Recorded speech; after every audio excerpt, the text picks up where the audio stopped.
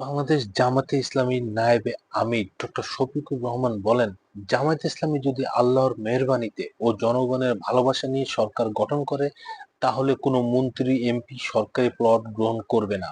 কোনো মন্ত্রী ও এমপি ট্যাক্সবিহীন গাড়ি ব্যবহার করবে না। কোনো মন্ত্রী এমপি নিজের হাতে টাকা চালাচালি করবে না।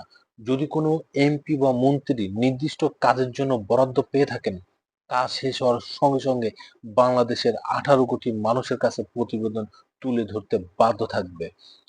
শনিবার রাজধানীর সোহরাওয়ার্দী উদ্যানে দলটির জাতীয় সমাবেশে প্রধান অতিথির বক্তব্যে জামায়াতের আমির এই কথা বলেন।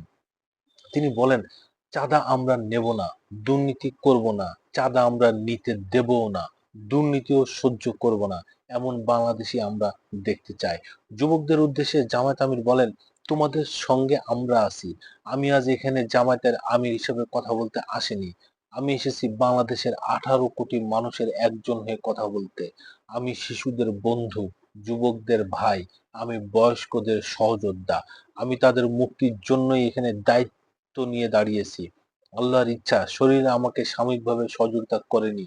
এটাও আল্লাহর ইচ্ছা যে তিনি আমাকে কথা বলার সুযোগ দিয়েছেন। তিনি আরো বলেন, বাংলাদেশের নির্দিষ্ট কোন শ্রেণীর মানুষের জন্য আমাদের এই লড়াই নয়।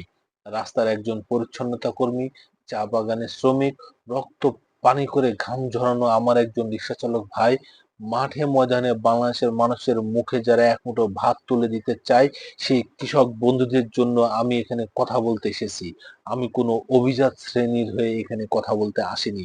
জুলাই বিপ্লবের সময় শহীদ না হতে পেরে আফসোস করে জামায়াত আমির বলেন, আমি আজীবন মানুষের রক্তচক্ষুকে উপেক্ষা করেছি, জেল জুলুমের পরোয়া করি নাই। আমার আফসোস, 24 সালে জাতিকে মুক্তি দিতে গিয়ে যারা জীবন দিয়ে শহীদ হলো, কিন্তু আমি তাদের একজন হতে পারলাম না। আপনারা আমার জন্য দোয়া করবেন।